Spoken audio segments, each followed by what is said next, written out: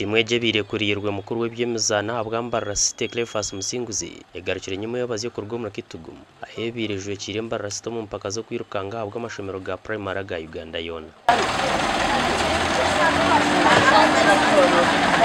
Aba bagarukire binakashe ka matama bwa nyuma yo kuhendera umwanya gwa Kanomboja bari hansi y'imyaka 14 hamwe no kuba ba 33 hati mwigana 53 ezetabiro mu zaneje kandi na n'umwana wa under 14 ova kweta Ochaya from Ame Primary School at Retiro Mudari.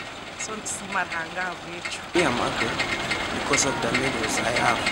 I want medals, these medals in handles, 60 handles.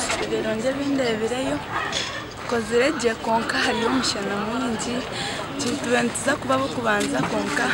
The problem is the weather. Okiko muri Mbarara bakirwa mu butongore Brenda Simojwe kire Cité Crack wa Mbarara Father Paul Kruger kurakaciko kemezano muri Mbarara Cité hamwe n'abazire babo hagati yo kushemererwa.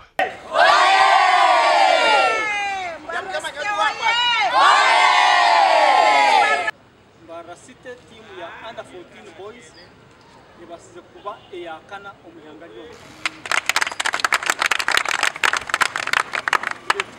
Districts iganankaga nibi so kwato manya gwa kana kintu cyo kushizana Mbarara Cité beta kuzo mu competition zezo no mundu gwego kubanza kandi twasiga bona abokwe naniyangalyo nandiyebuza tukozere imwe bana mwe okugenda mukatunge jo position y'imtunjire. We are very proud of you kandi nko kuba abagambira you are the cream of Mbarara Cité as far as athletics is concerned.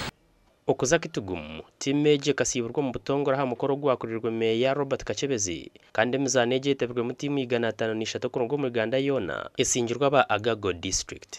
Abwa TV West nda Aloysius Byamukama.